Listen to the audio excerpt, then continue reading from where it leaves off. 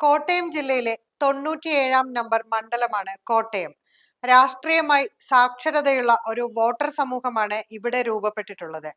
മധ്യ കേരളത്തിലെ ഏറ്റവും കടുത്ത മത്സരം നടക്കുന്ന സീറ്റുകളിൽ ഒന്ന് കോട്ടയം മണ്ഡലമാണ്. UDF-നോ LDF-നോ ഇവിടെ ഒരു സ്ഥിരമായ മേധാവിത്വം ഉണ്ടായിട്ടില്ല.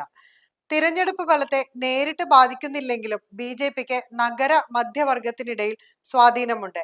ഇത് പലപ്പോഴും വോട്ടുകളുടെ വിഭജനത്തിന് കാരണമാകാറുണ്ട്.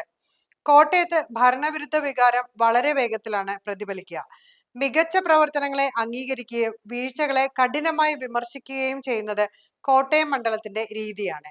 അധികാരം ഇവിടെ എപ്പോഴും നിരീക്ഷണത്തിലാണ്. 2016 വരെ UDF-ന്റെ ഉറച്ച കോട്ടയായിരുന്നു കോട്ടയം. കേരള കോൺഗ്രസ് എമ്മിന്റെ മുന്നണി മാറ്റത്തോടെ ജില്ലയിലെ രാഷ്ട്രീയ സമവാക്യങ്ങൾ ആകെ മാറിമറിഞ്ഞു. കേരളത്തിന്റെ ഗതിവിഗതികൾ നിയന്ത്രിക്കുന്നതിൽ നിർണായകമായ സ്ഥാനമാണ് കോട്ടയം ജില്ലയ്ക്ക് ഉണ്ടായിരുന്നത്. തിരുവഞ്ചൂർ എന്ന ജനകീയ നേതാവിന്റെ കരുത്തിൽ UDF-നൊപ്പം നിൽക്കുന്ന നിയമസഭാ മണ്ഡലമാണ് കോട്ടയം. 2011 മുതൽ കോട്ടയം മണ്ഡലത്തിന്റെ പ്രതിനിധി തിരുവഞ്ചൂർ രാധാകൃഷ്ണനാണ്. കഴിഞ്ഞ നിയമസഭാ തെരഞ്ഞെടുപ്പിലെ വിജയം ഇക്കുറിയും ആവർത്തിക്കാനുള്ള ശ്രമത്തിലാണ് തിരുവഞ്ചൂർ രാധാകൃഷ്ണൻ. 2016-ൽ UDF-നു വേണ്ടി തിരുവഞ്ചൂർ രാധാകൃഷ്ണൻ 33,632 വോട്ടുകളുടെ ഭീമമായ ഭൂരിപക്ഷത്തിനാണ് വിജയിച്ചത്. 2021-ൽ CPM ജില്ലാ സെക്രട്ടറി കൂടിയായ K അനിൽകുമാറിനെ LDF കളത്തിലിറക്കി. തിരുവഞ്ചൂർ വിജയിച്ചെങ്കിലും ഭൂരിപക്ഷം 18,743 കുറയുന്ന അവസ്ഥയാണ് ഉണ്ടായത്. CPM-ന്റെ K അനിൽകുമാർ വീണ്ടും മത്സരരംഗത്തെത്തിയതോടെ കോട്ടയത്ത് ശക്തമായ പോരാട്ടം തന്നെ ഉണ്ടാകാനാണ് സാധ്യത. എന്നാൽ ഇക്കുറിയും UDF തരംഗം ഉണ്ടാകുമെന്ന് തന്നെയാണ് കോൺഗ്രസ് പാർട്ടി കരുതുന്നത്.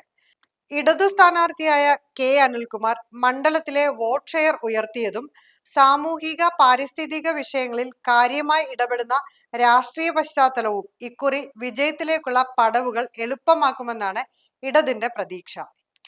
LDF സ്ഥാനാർത്ഥി K അനിൽകുമാറിനൊപ്പം NDA-യിൽ നിന്നും BDJ സ്ഥാനാർത്ഥിയായി P അനിൽകുമാറും മത്സരിക്കുന്നുണ്ട് എന്നതാണ് ഇത്തവണത്തെ എടുത്തു പറയേണ്ട പ്രത്യേകത.